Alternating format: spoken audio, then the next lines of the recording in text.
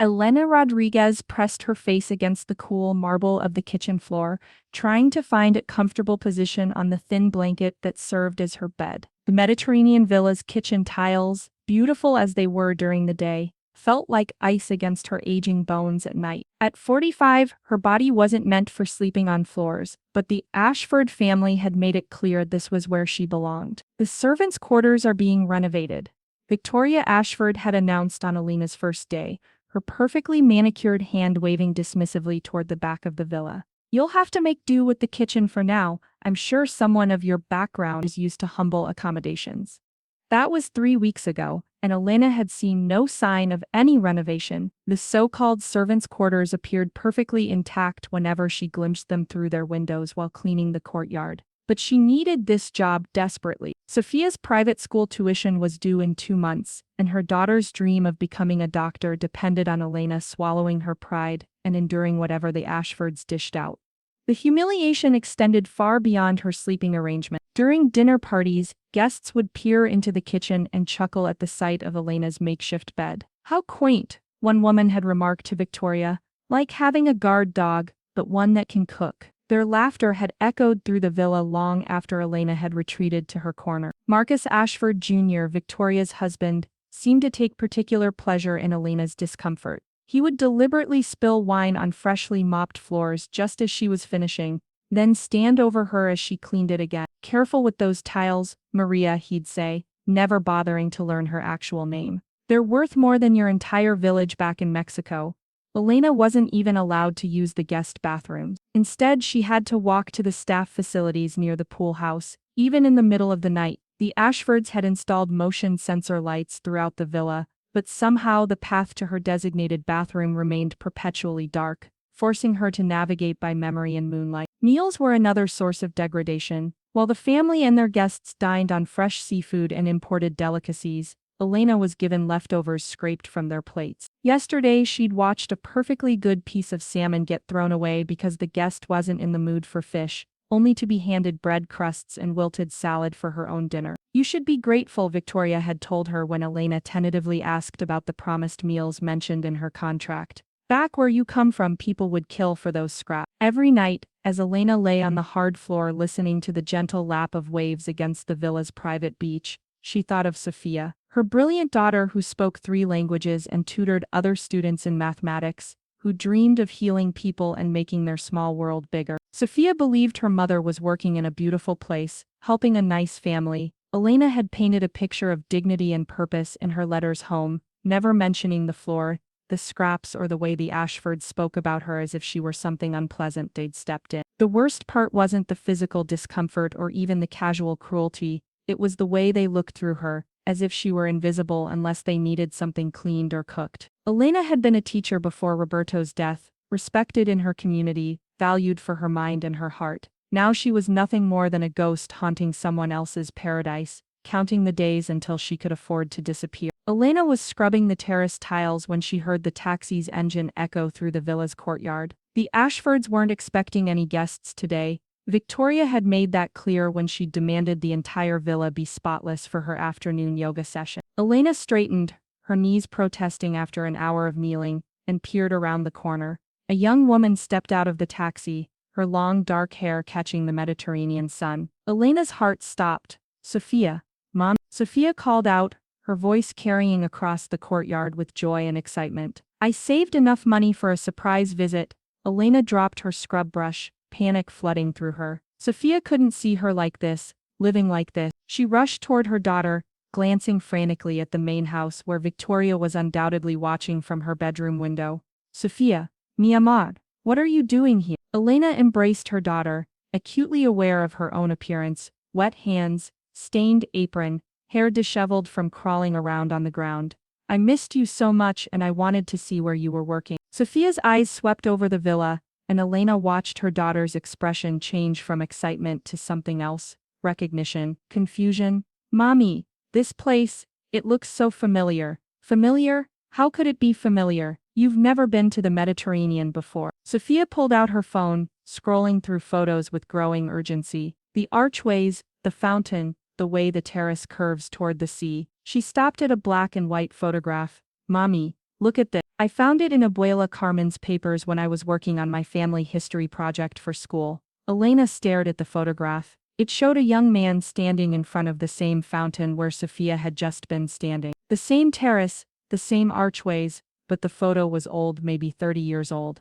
That's Poppy, Sofia whispered. This is Poppy's family home. The world tilted. Elena grabbed Sofia's arm, steadying herself. That's impossible. Your father never mentioned owning property in Spain. We barely had enough money for, not just owned, Mommy. According to these documents, he inherited it from his grandfather Miguel Rodriguez. Look, Sofia showed Elena a folder she'd been carrying, birth certificates, property deeds, inheritance paper. The Rodriguez family owned this villa for 3 generations. Elena's hands shook as she examined the documents. Roberto's birth certificate, listing Miguel Rodriguez as his grandfather, a property deed from 1962, transferring ownership of the villa to Miguel Rodriguez, a will from 1994, leaving everything to Roberto as the only surviving heir. But how? Why didn't your father ever tell me about this? Sofia's expression darkened as she continued reading. Because he never knew he inherited it. Look at this. A business contract from 1995, just months after Roberto's grandfather died. Marcus Ashford Sr. bought the villa for a fraction of its value, claiming Roberto had signed away his inheritance rights. Elena's breath caught. Ashford Sr., Marcus Jr.'s father. The signature doesn't match Poppy's writing on any of these other documents. And look at the date. Roberto was supposed to have signed this in Mexico City on March 15. But Mommy, I have his passport right here. He was in Guadalajara that entire month, working at the school. He never went to Mexico City. The pieces began falling into place with sickening clarity. Elena remembered Roberto's stories about his grandfather Miguel, who had moved to Spain as a young man and built a successful import business. Roberto had always spoken of him with such pride, but said the family had lost touch when Miguel remarried and moved to the Mediterranean. They stole it, Elena whispered. The Ashfords stole your father's inheritance. There's more, Mommy. Sofia's voice was tight with anger. I called Diego. You remember Poppy's friend who became a lawyer? He looked into the Ashford family. Marcus Jr. didn't just randomly hire you. He knew exactly who you were when he placed that job advertisement specifically in Guadalajara newspapers. Elena felt nauseous. What are you saying? I'm saying he hired you on purpose. The son of the man who stole Poppy's inheritance hired Poppy's widow to be his servant. In Poppy's own house, the cruelty of it was breathtaking. Every insult, every humiliation, every night spent sleeping on the kitchen floor of what should have been her family's home. It had all been deliberate. Marcus Jr. hadn't just wanted a housekeeper, he'd wanted to grind the Rodriguez family into dust, to prove that the Ashfords were superior to the people they'd cheated. The renovation lie, Elena said suddenly. The servants' quarters that were supposedly being renovated. I saw them yesterday when I was cleaning the windows. They're not being renovated, they're being used as storage for Victoria's shopping. Sofia's jaw tightened. They made you sleep on the floor of your own house, Mommy. In the kitchen of the home that should have been ours. Elena looked up at the villa, really looked at it for the first time in weeks. The terracotta tiles Roberto had described from his grandfather's stories. The wrought iron balconies Miguel had commissioned from local artisans. The olive trees that had been planted the year Roberto was born. Your father used to dream about this place, Elena said quietly. He'd tell me stories about swimming in the cove below, about helping his grandfather tend the lemon trees. He said someday we'd visit together. We're visiting now, Mommy, and we're not leaving until we get back what's ours. Elena felt something she hadn't experienced in months, a spark of her old fire, the strength that had carried her through Roberto's death and single motherhood. The Ashfords had counted on her being desperate, isolated, and ignorant of her right. They'd counted on her accepting their version of reality. They'd counted wrong. We march right up to that front door and tell who we are, Elena declared, her voice shaking with righteous anger. We demand they leave our house immediately. Sofia grabbed her mother's arm gently. Mommy, wait. Think about this strategically. If we confront them now, they'll just deny everything. Maybe even call the police and have us removed as trespassers. We need to be smarter than they are. Elena wanted to storm into the villa and reclaim what was theirs, but she recognized the wisdom in her daughter's words. Sofia had inherited Roberto's careful, analytical mind alongside Elena's fierce determination. What do you suggest? Elena asked, forcing herself to calm down. I've been thinking about this since I discovered the truth yesterday. Marcus Jr. is hosting some kind of important business event here this Saturday. I overheard Victoria talking to the caterers when I was hiding behind the fountain. Something about a merger celebration with investors and media. Elena nodded. She's been obsessing over it for weeks. Some international business deal that's supposed to make them even richer. Perfect. We expose them in front of everyone who matters to them. Sofia pulled out her phone. I already called Diego. He's driving down from Madrid tonight with all the legal documents properly authenticated. He says we have an airtight case.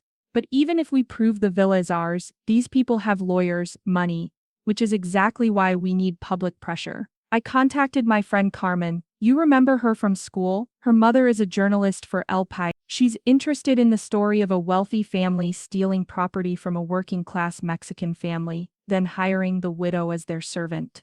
Elena felt a chill of fear mixed with excitement. Sofia, this could backfire. If we're wrong about anything, we're not wrong, Mom. I've spent weeks verifying every document.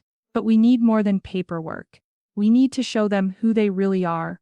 Over the next 2 days, mother and daughter worked with careful precision. Elena continued her duties, but now every task had a purpose beyond mere survival. She began photographing the villa's interior, focusing on specific architectural details that matched the old family photos Sofia had found. More importantly, she started documenting the Ashfords' treatment of her. Sofia had given her a small recording device, and Elena captured Marcus Jr., casual racism, and Victoria's daily humiliations. The audio of Victoria discussing Elena's sleeping arrangements with a friend was particularly damning. We could give her a proper room, but honestly, I think she's more comfortable on the floor. It's probably more familiar to her kind. Meanwhile, Sofia was conducting her own investigation. She discovered that the Ashfords Construction Company had been awarded several suspicious government contracts over the years. Contracts that coincidentally went to competitors of businesses owned by other families. The Ashfords had cheated out of property. It's not just us, Mommy, Sofia explained as they sat in the villa's garden after midnight. Elena's official workday finally over. They've been doing this for decades, taking properties from families who don't have the resources to fight back, then profiting from the theft. Elena looked up at the villa's windows, dark except for the master bedroom, where the people who had stolen her husband's legacy slept in comfort. Your father would have loved this garden, she said quietly. He always talked about the jasmine his grandfather planted. Look, she pointed to an ancient vine covering the garden wall, still blooming after all these years. We're going to make sure it stays in the family where it belongs.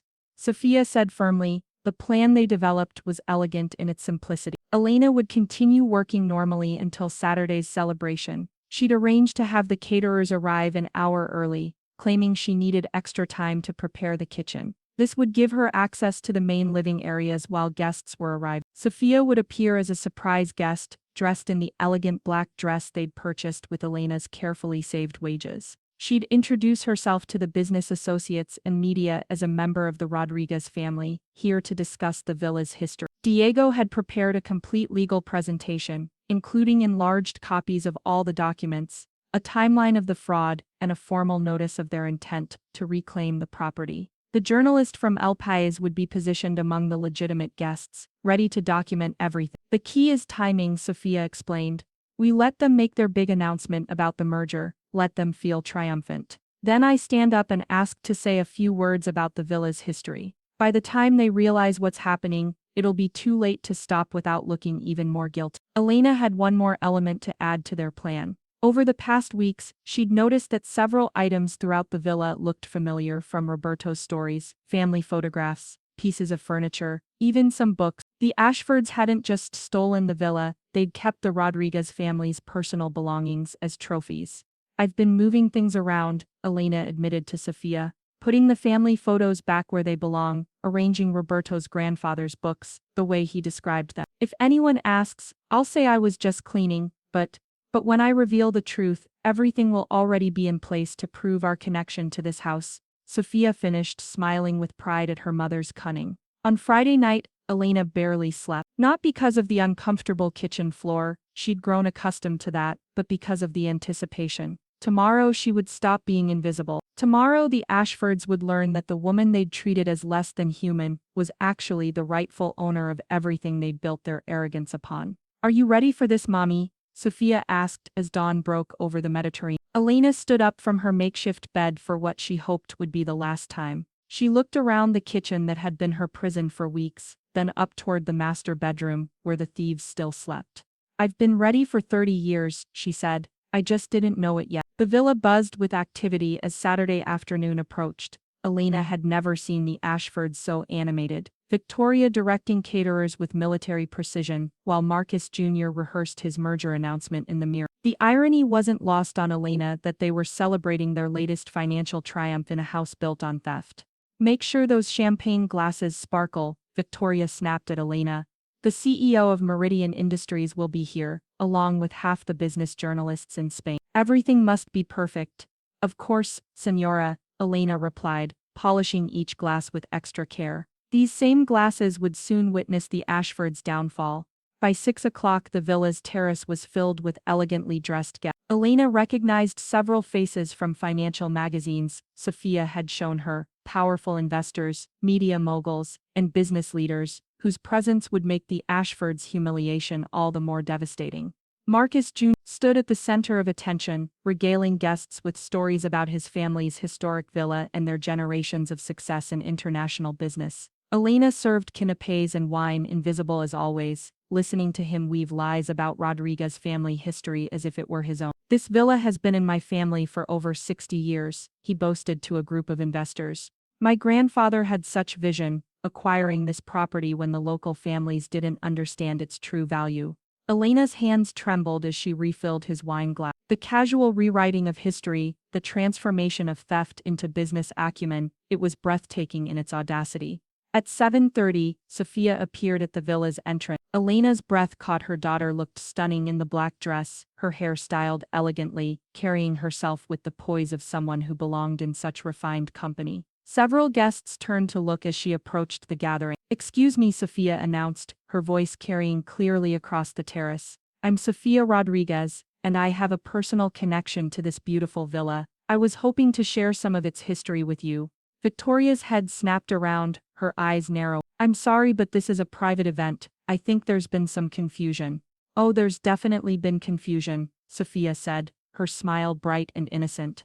"But I think I can help clear it up." She opened her leather portfolio and pulled out the enlarged photographs Diego had prepared. "You see, this villa belonged to my great-grandfather, Miguel Rodriguez, and was inherited by my father Roberto Rodriguez. The murmur of conversation died. Marcus Jr.'s face went pale, but he quickly recovered. "This is ridiculous. Some young woman with forged documents, trying to disrupt our celebration." "Security, actually," interrupted Carmen Vega, the journalist from El País, stepping forward with her press credentials visible. "I'd like to hear more about these documents. This sounds like quite a story." Sofia's presentation was masterful. She displayed the authenticated birth certificates, property deeds and inheritance papers, with the precision of a lawyer, explaining each document's significance, while guests gathered around with growing fascination and horror. "Here's the particularly interesting part," Sofia continued, producing the fraudulent contract that supposedly transferred the villa to the Ashfords. "This signature, allegedly my father's, doesn't match his actual signature on any legal document." She showed a side-by-side comparison, and the date shows he signed this in Mexico City on March 15, 1995. But here's his passport from that time, showing he never left Guadalajara that entire month. "This is preposterous," Marcus Jr. shouted, but his voice cracked. Several guests were now examining the documents, murmuring among themselves. "There's more," Sofia said calmly. "The woman who's been serving you wine tonight, who you've forced to sleep on the kitchen floor for weeks. That's my mother, Elena Rodriguez, Roberto's widow, the rightful owner of this villa."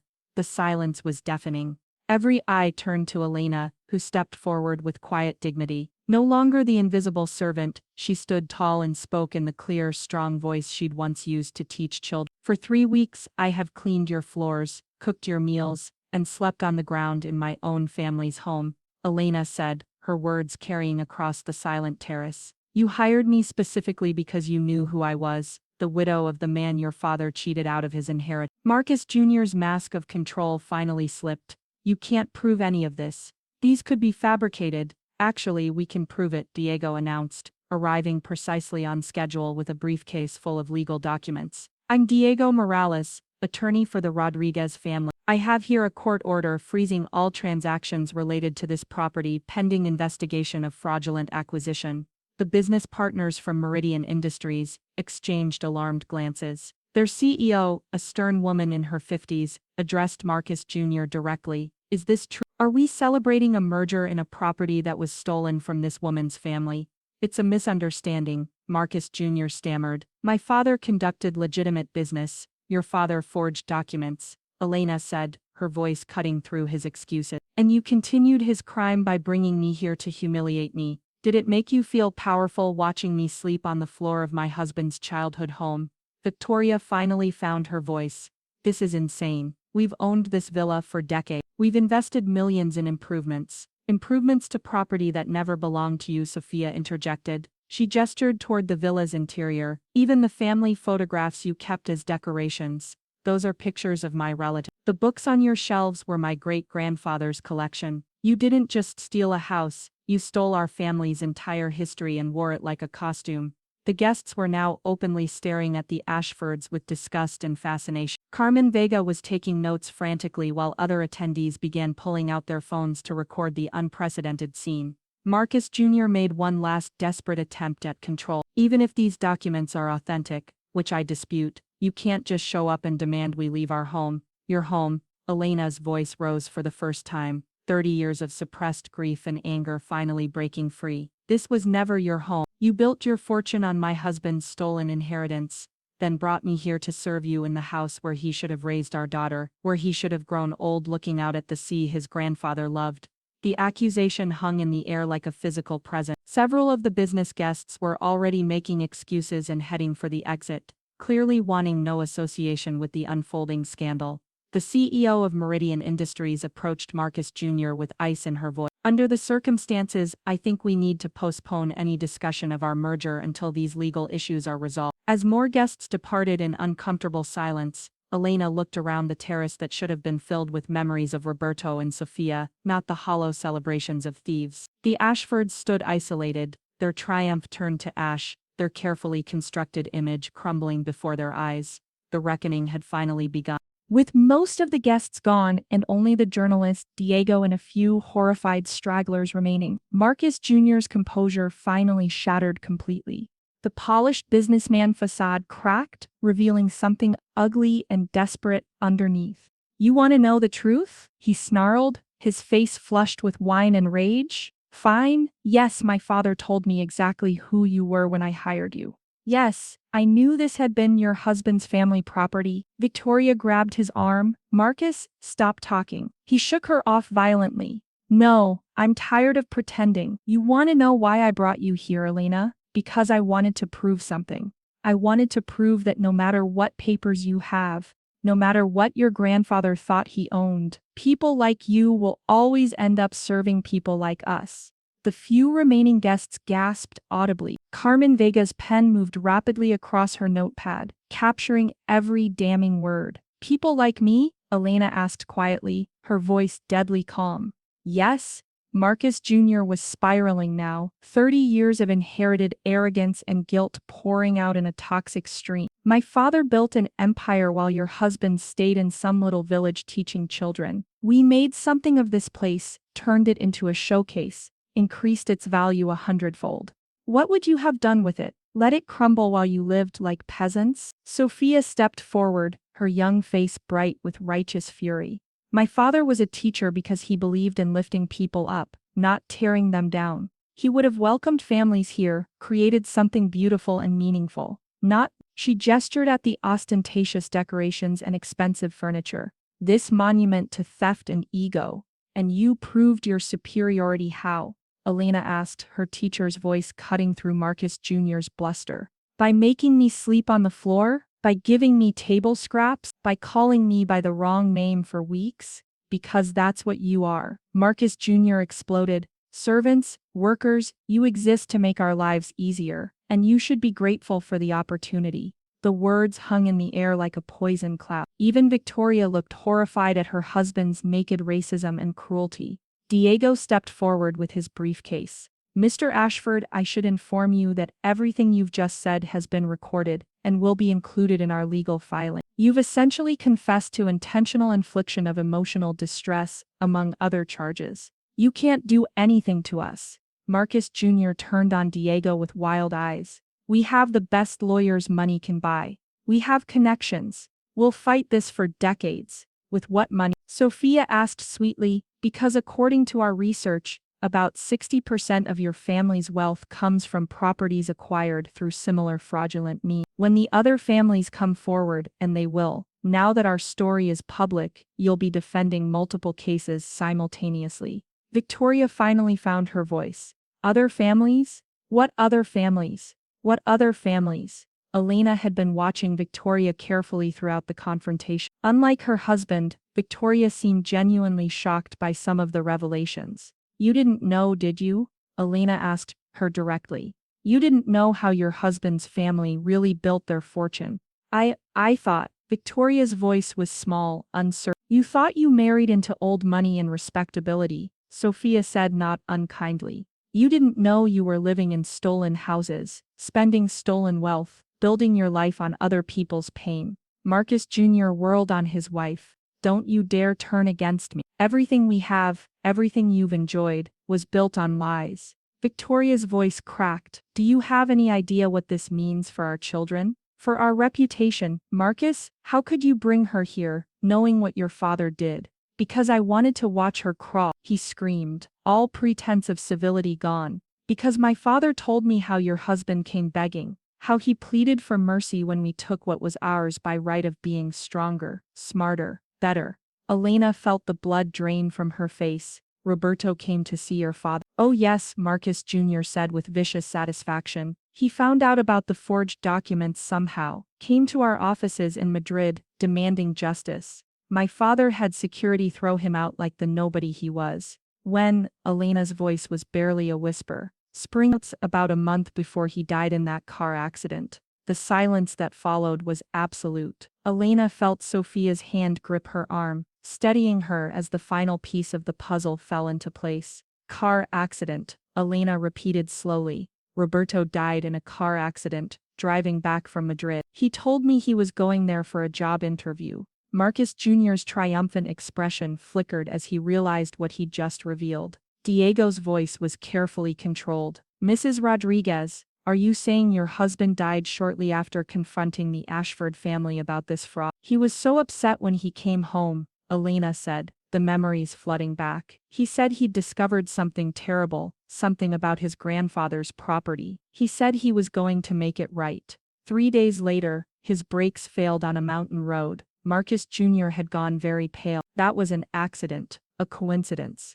Was it? Elena turned to face him fully. Your father had my husband thrown out for demanding his legal inheritance. Days later, Roberto died in suspicious circumstances, and the last witness to your family's fraud was silenced forever. You can't prove anything, Marcus Jr. whispered, but the fight had gone out of him. Elena walked slowly to the villa's balustrade, looking out over the Mediterranean that Roberto had dreamed of sharing with her. When she turned back, her face was serene, almost peaceful. I don't need to prove what your father did to Roberto, she said quietly. Because what you did to me, bringing me here, humiliating me in my own family's home, forcing me to sleep on the floor while you celebrated your stolen wealth, that's proof enough of who you really are. She looked around the terrace, at the villa that should have been Roberto's legacy to Sofia, at the family photographs the Ashfords had kept like trophies. Mi esposo está en casa, she said softly. My husband is home.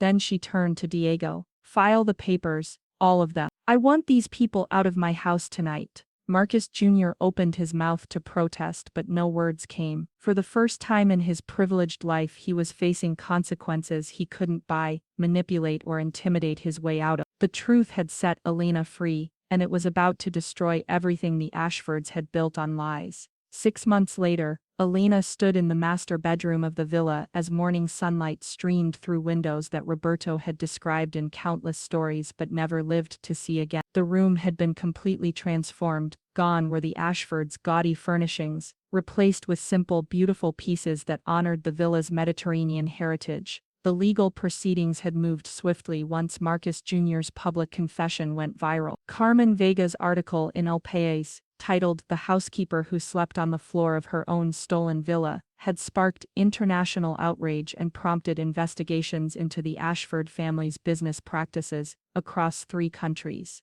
Diego had been right about other victims coming forward. Within weeks of the story breaking, 17 families had contacted his law firm with similar tales of properties fraudulently acquired by the Ashfords over the decades. The legal avalanche buried Marcus Jr.'s attempts at denial under a mountain of evidence and testimony. The criminal investigation into Roberto's death had been reopened, though Elena suspected they would never know the full truth about that rainy night on the mountain road. It was enough to know that Roberto had died fighting for justice, and that his fight had finally been won. Marcus Jr. faced multiple fraud charges and had declared bankruptcy. Victoria had divorced him and returned to her family in England, taking their children and what remained of their legitimate asset. Elena felt a surprising pang of sympathy for the woman who had unknowingly built her life on stolen foundations. The villa itself had been restored to the Rodriguez family with full legal recognition, along with substantial financial compensation for 30 years of lost inheritance. Elena had used part of the settlement to establish the Roberto Rodriguez Cultural Foundation, which provided scholarships for children from working families who dreamed of higher education.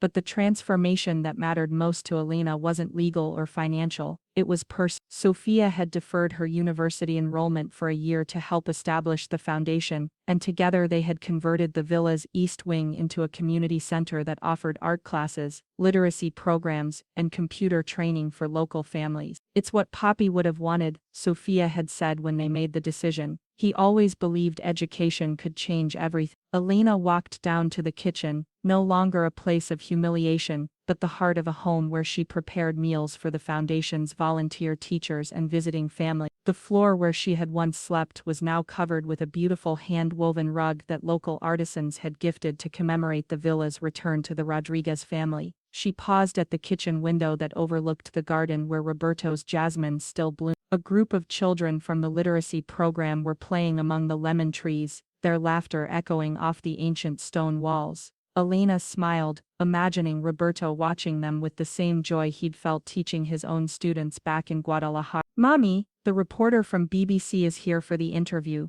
Sofia called from the main hall. Elena straightened her shoulders. 6 months ago she would have been terrified at the thought of speaking to international media. Now she understood that her story was bigger than personal revenge. It was about dignity, justice, and the power of truth to overcome even the most entrenched privilege. The BBC journalist, a kind woman named Sarah Chen, had come to film a follow-up piece about the villa's transformation into a community center. As they walked through the rooms that had once showcased the Ashfords' stolen wealth, Elena explained how each space now served the local community. "Do you ever regret not pursuing a purely private settlement?" Sarah asked, as they stood on the terrace where Marcus Jr. had made his damning confession. Elena considered the question carefully. "For 30 years the Ashfords counted on my family's silence, on our isolation, on our lack of resources to fight back. If I had taken a quiet settlement, how many other families would still be suffering what we suffered? How many more would suffer in the future?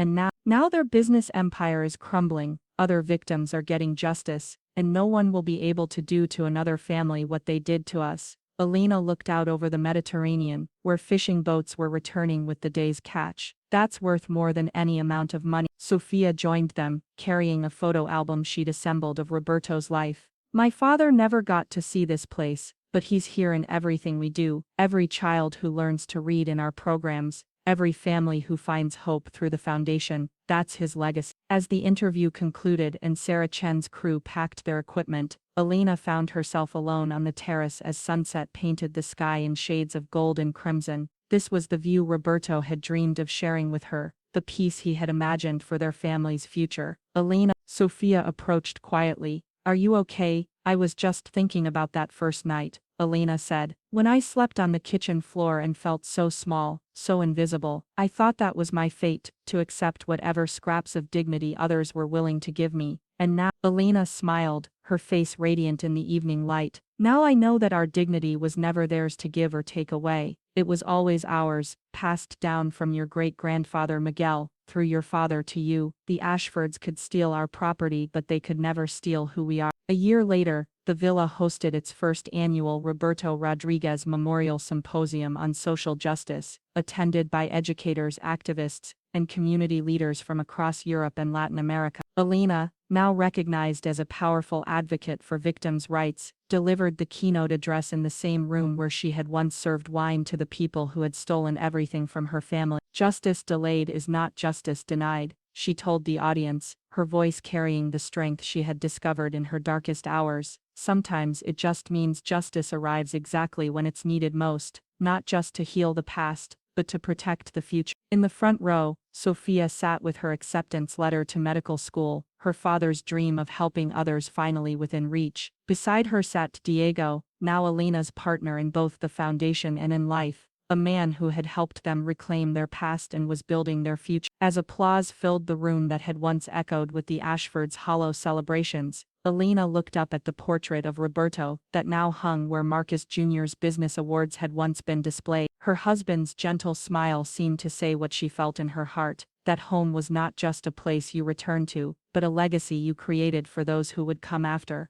The villa that had been stolen in darkness had been reclaimed in light, and that light would shine for generations to come.